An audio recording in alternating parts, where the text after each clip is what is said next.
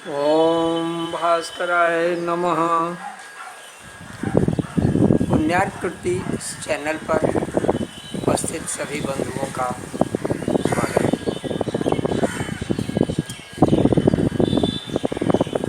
मग संदेश श्रृंखला जारी है। तदंतर्गत आप मगागमन की पृष्ठभूमि पर काफ़ी कुछ बातें जान चुके हैं।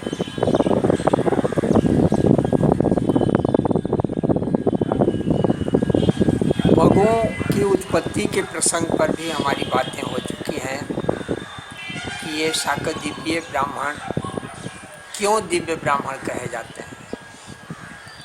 इनकी सृष्टि मैथुनी सृष्टि से नहीं हुई है, मानसी सृष्टि में भी ये नहीं आते हैं। ये सीधे सूर्य के अंश से उत्पन्न हुए हैं, इसीलिए ये दिव्य सृष्टि में।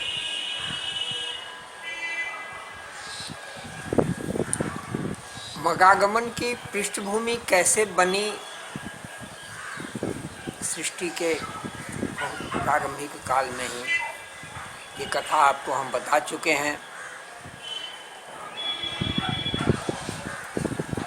कि जम्बूद्वीपीय ब्राह्मण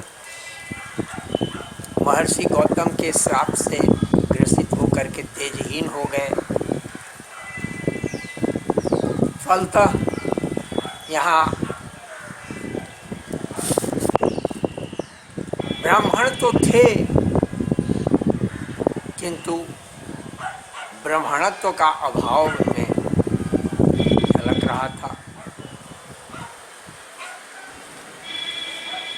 इसका परिणाम क्या हुआ? समाज में किस तरह का संकट उपस्थित हुआ? अगर कथाओं के तथ्य में जाएंगे तो ये बातें स्पष्ट होंगी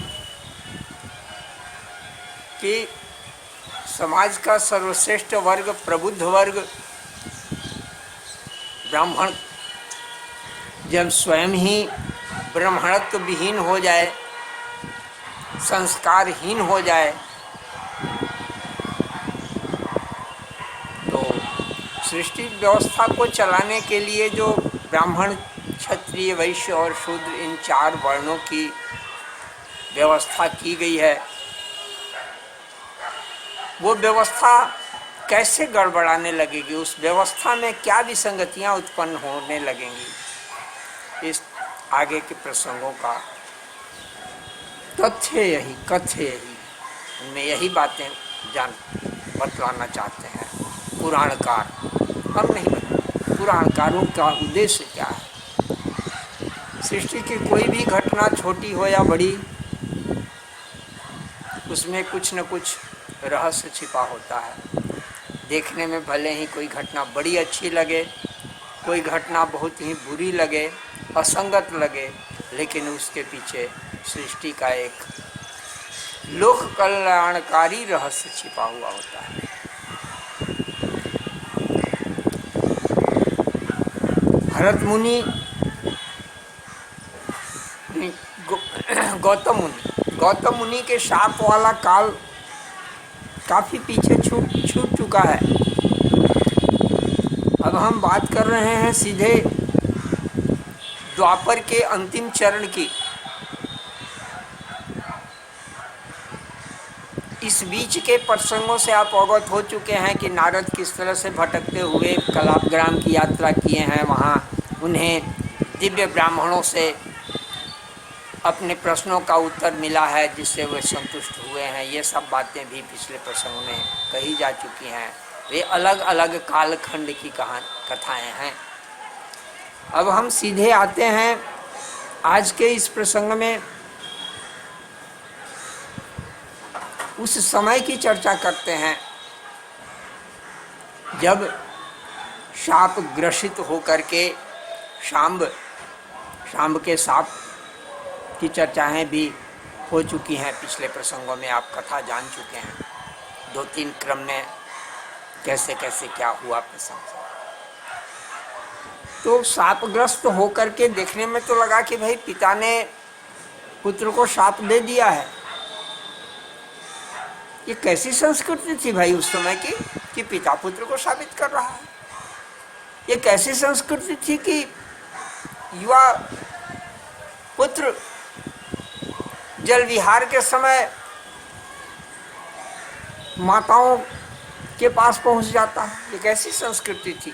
इसका एक पक्ष विचारणीय ये भी हो सकता है, लेकिन इन सब बातों के पीछे जो रहस्य छिपा है वह आगे की लोक कल्याण की भावना वाली बात है। सृष्टि जम्बूद्वीप की स्थिति ऐसी हो चुकी है कि संस्कारी ब्राह्मणों का अभाव हो गया है। ब्राह्मण तो हैं लेकिन उनमें ब्राह्मणत्व नाम मात्र का बचा हुआ है। इसलिए अब तो ऐसे ब्राह्मण की आवश्यकता तो है जब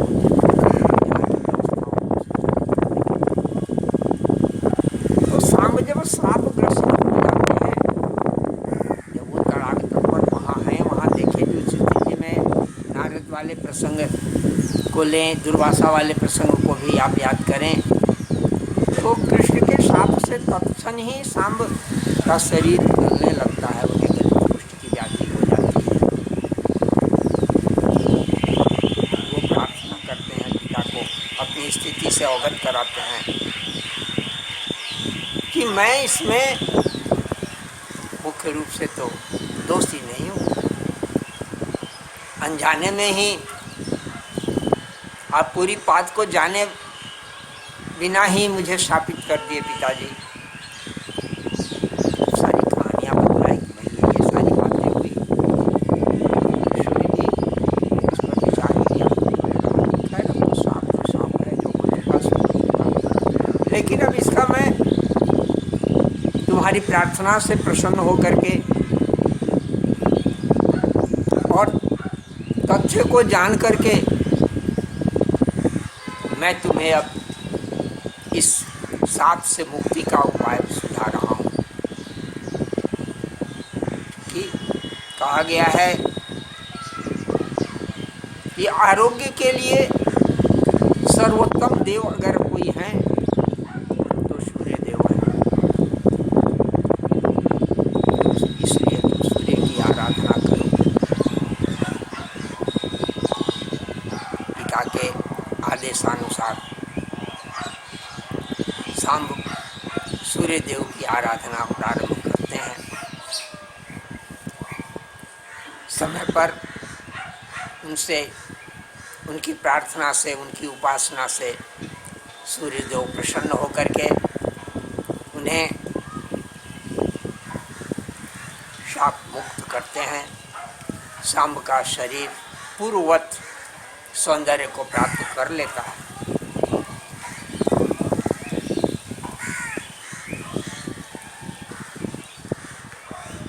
पूर्ण रूप से पूर्व स्वरूप को प्राप्त करने के बाद सांब के मन में ये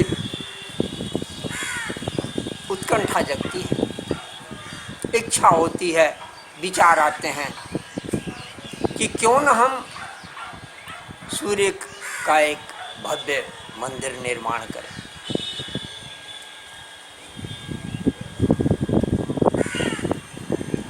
तैयारियां चलने लगती है। सांब तो राजपुत्र हैं, द्वारकाधीश के पुत्र हैं, फिर इनके लिए क्या सोचना, व्यवस्था की कमी तो है।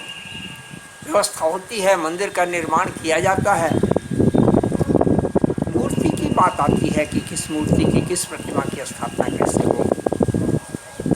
संयोग से एक दिन चंद्रभागा नदी में जो सांबपुर था, सांबपुर नाम से जो नगर था सांब का बसाया हुआ, स्नान कर रहे हैं। स्नान करते समय उन्हें जब जल में वो डुबकी लगाते हैं तो उन्हें एक दिव्य प्रतिमा की प्राप्ति होती है। प्रतिमा को देख करके सांब बहुत ही प्रसन्न होते हैं कि अब इस मंदिर का जो निर्माण हुआ है उस मंदिर में तो इससे अच्छी और क्या प्रतिमा हो सकती है। इस प्रतिमा की है स्थापना की जाए।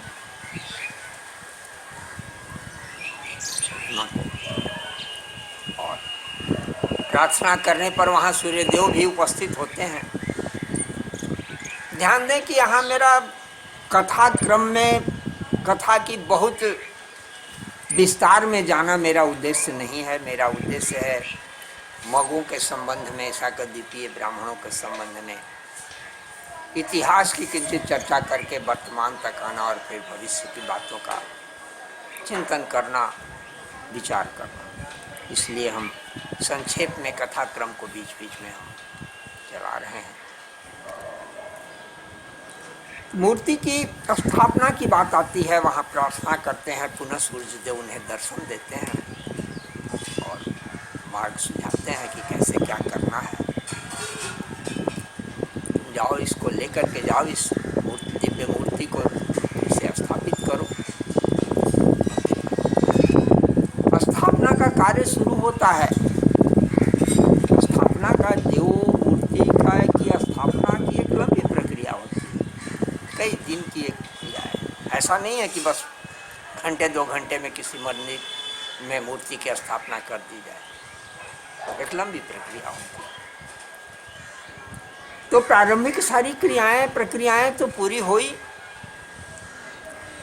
अंतिम प्रक्रिया का क्रम चल रहा था जब जिसकी प्राण प्रतिष्ठा। प्राण प्रतिष्ठा का मतलब क्या है, थोड़ा सा यहाँ पर हम प्राण प्रतिष्ठा पर थोड़ी चर्चा करें कि एक तो है कि आप तात्कालिक कोई पूजा करने बैठे हैं, आप अक्षत कुंज पर गोबर का गौरी गणेश बना करके उसमें गौरी गणेश का आप आवाहन पूजन कर रहे हैं। ये सामान्य मंत्र से आपका काम चल जाता है, जरूरत विशेष की आवश्यकता नहीं। आप पार्थिव लिंग की पूजा करने बैठे हैं, पार्थिव लिंग का निर्माण करते हैं, मिट्टी की मूर्तियाँ छोटी छोटी बनाते हैं, उसमें फिर प्राण प्रतिष्ठा। लेकिन सामान्य गौरी गणेश के प्राण प्रतिष्ठा के तुलना में उनकी प्राण प्रतिष्ठा थोड़ी भिन्न होती है। वहाँ पर कर्मकांड का ये सब गहरे विषय हैं। किंतु दूसरी ओर जब कभी आप किसी मंदिर का निर्माण कर रहे होते हैं, ये लंबे समय के लिए मंदिर के निर्माण, मंदिर में किसी प्रतिमा की स्थापना एक लंबी प्रक्रिया है। वहाँ पर फिर प्रतिष्ठा की प्रक्रिया और भी लंबी हो जाती है। तो इस तरह से जब वो सूर्य मूर्ति की स्थापना की बात आई तो वहाँ जब प्राण प्रतिष्ठा के प्राण प्रतिष्ठा का मतलब कि उनके एक एक अंगों का स्मरण किया जाता है, उनके मंत्र विशेष हैं, उन मंत्रों से उनकी शक्तियों को आहूत करते हैं। एक एक अंगों की कल्पना करके एक एक अंग में, प्रतिमा के एक एक अंग में उस देवता के अंग को स्थापित न्यासित करते हैं।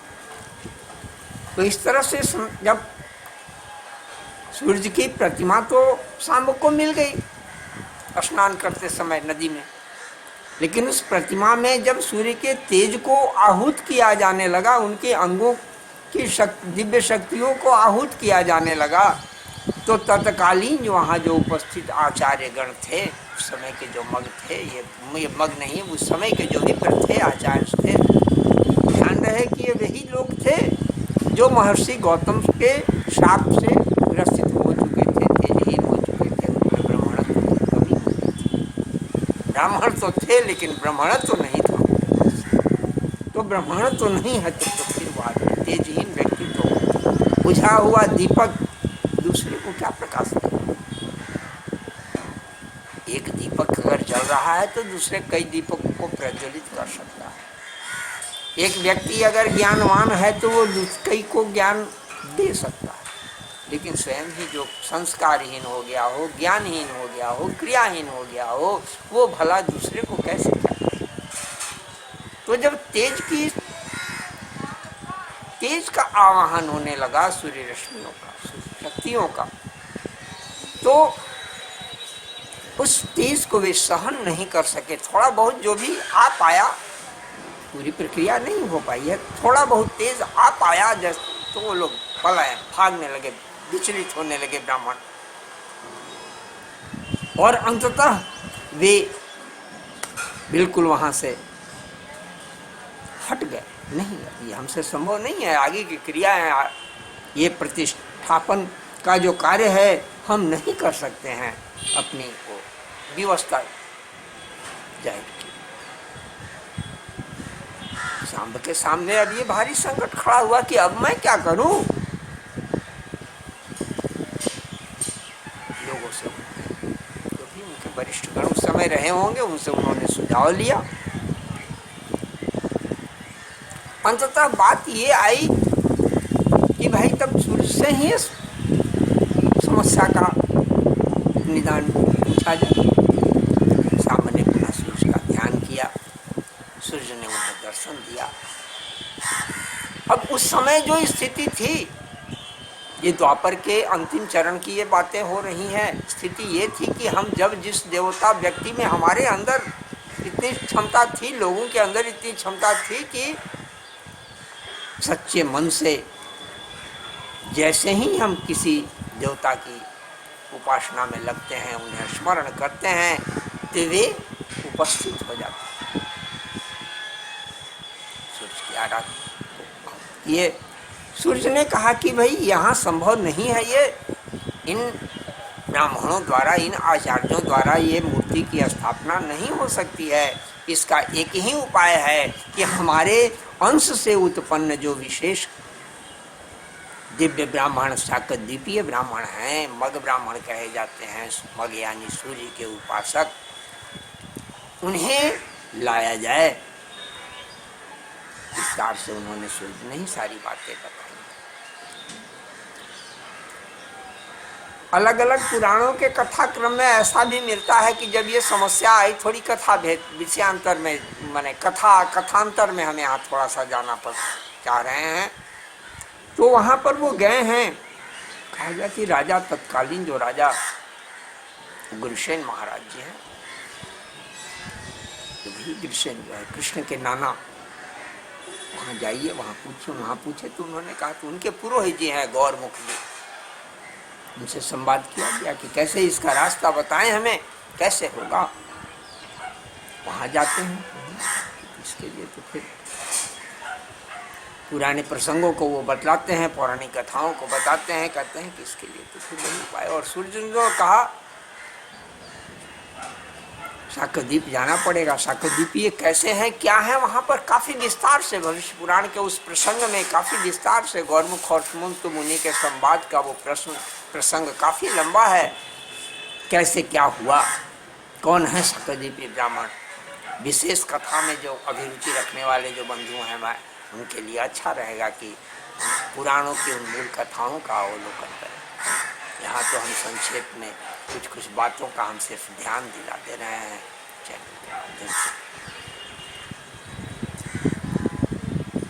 तो गौरमुख जी ने जो बताया, कृष्ण की बात आई, कृष्ण ने कहा कि ठीक है, तब इसके लिए तो अब शाकदीप तो बगल में, यहाँ तो कोई है नहीं, नजदीक में तो है नहीं कि जा करके आसानी से वहां से आचार्यों को बुलाया जाए। तो कृष्ण तो वही विष्णु के पूर्ण विग्रह, पूर्ण अंश, ब्रह्म के पूर्ण अंश, विष्णु के पूर्ण अंश हैं वो, और विष्णु की सवारी है गरुड़ जी महाराज है।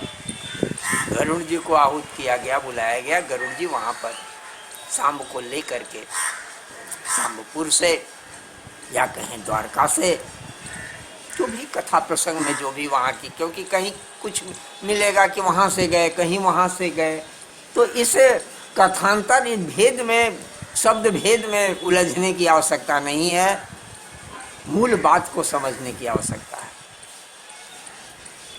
मुख्य बात यही है कि गरुड़ पर स्वाभाविक करके, गरुड़ जी को लेकर के, गरुड़ जी को के साथ सांब शाकदीप पहुंचे हैं, क्योंकि शाकदीप कोई भूमार्गीय व्यवस्था नहीं है कि वो रास्ते वहाँ चले जाते।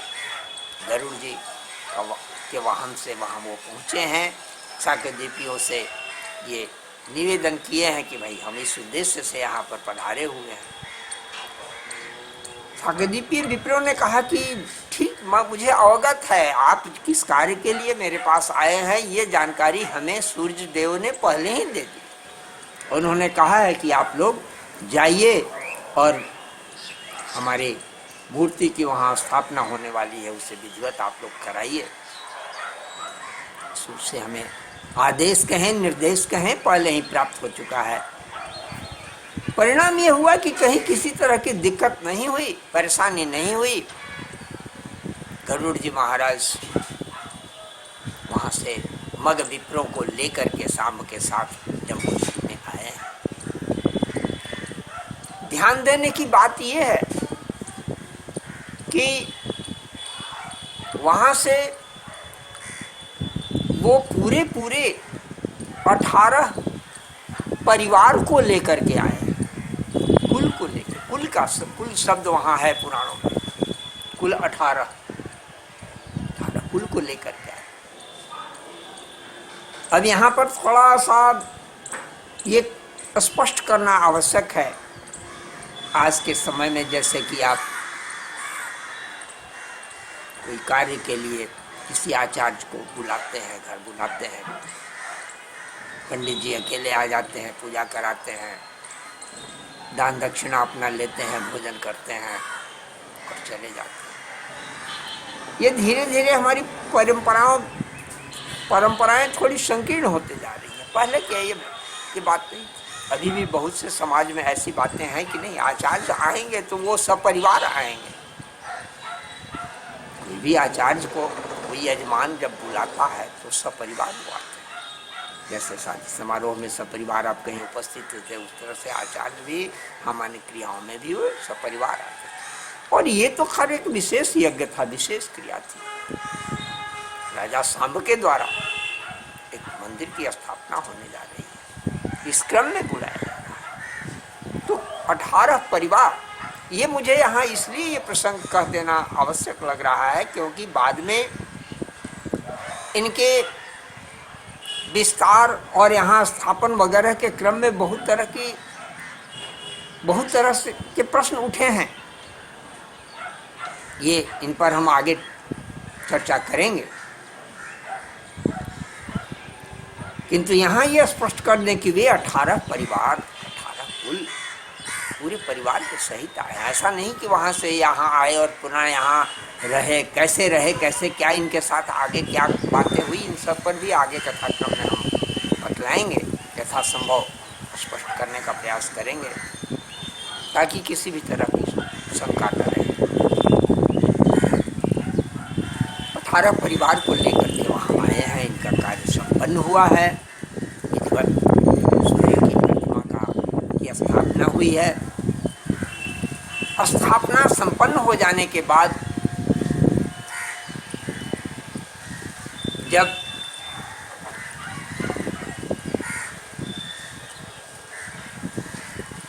दक्षिणा वगैरह की, दान दक्षिणा की जब बातें आती हैं तो उन्होंने कहा कि भाई हम तो साक्यदीपीय ब्राह्मण हैं, हम तो दान, हम तो दक्षिणा भी नहीं लेते, दान तो बहुत दूर की, दक्षिणा भी नहीं लेते हैं, हम तो सिर्फ सूर्य की उपासना करते हैं।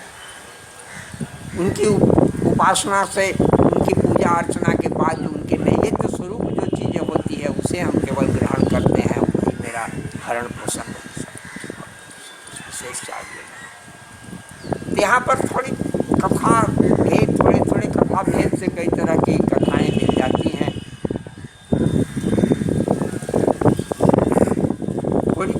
थोड़ी चर्चाएं हम अलग अलग कथाओं की भी करेंगे।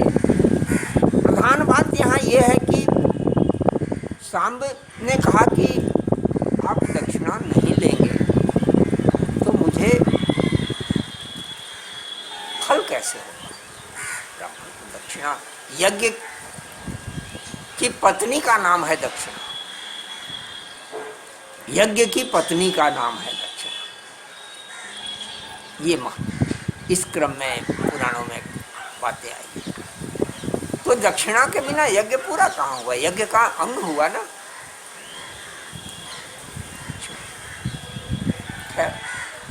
नहीं लेते हैं, वहाँ पर इस तरह की बातें मिलती हैं कि नारद जी ने इशारा किया।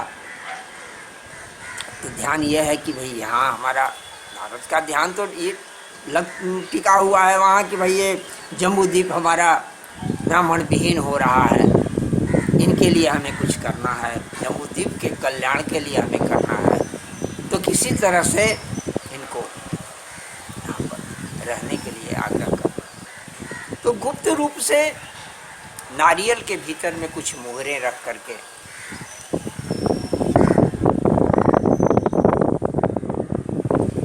सामने कहा, विनती किया कि भाई कम से कम प्रसाद स्वरूप, आपने कहा कि सूर्य का प्रसाद तो हम लोग ग्रहण करते हैं, तो प्रसाद स्वरूप इस नारियल को ग्रहण करने में तो कोई आपत्ति नहीं होनी चाहिए।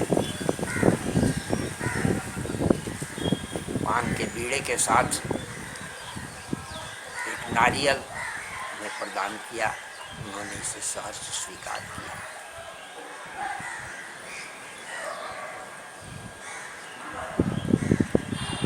इसके बाद वे लोग विदा होना चाहे।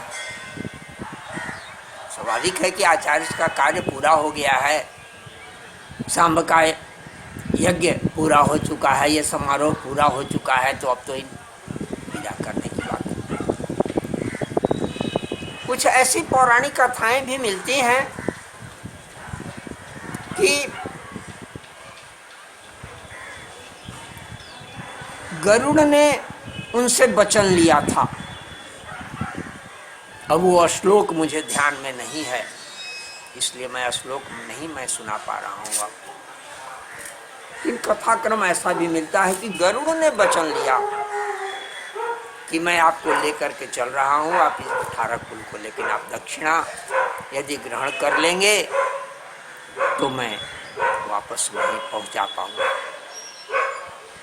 खैर, तदनुसार जब ये लोग नारियल ले लिए और इसके बाद विदा होने लगे, तो जहाँ जो इतने परिवार को 18 परिवार को लेकर के आने वाले गरुड़, एक व्यक्ति जैसे ही पहले गरुड़ की पीठ पर सवार हुए, गरुड़ जी कराह उठे कि नहीं, अब ये मुझे भार सह नहीं हो रहा है।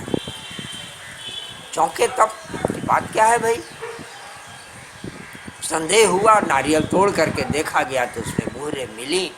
अब तो ग्रहण का दोष मगों पर लग गया।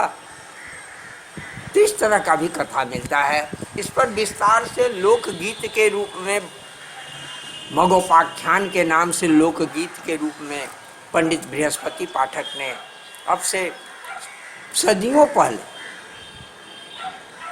लिखा है, काफ़ी विस्तार से।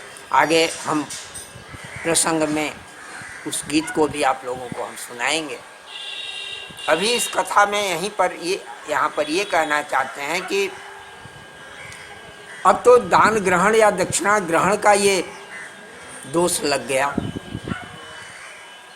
सामने आग्रह किया कि क्या दिक्कत है, अब तो जो हो गया सो हो गया। और थोड़े तिल के लिए तो भाई ये बड़ी विकट स्थिति हो गई कि हमारे साथ ये तो छल किया गया। लेकिन आर्य विन्नत करके, विनती करके उनको सामने प्रसन्न किया और उन्हें यहाँ पर बसने के लिए स्थान दिया।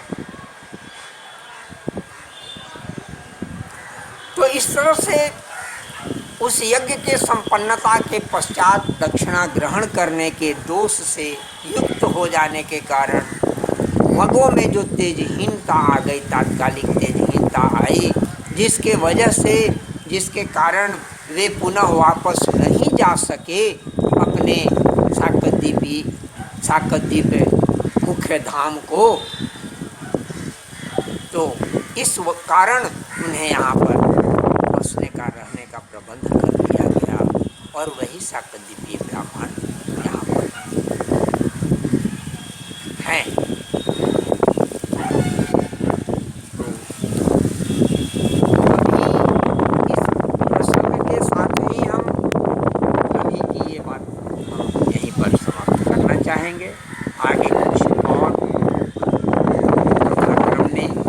और बातें हमारी आपकी होंगी।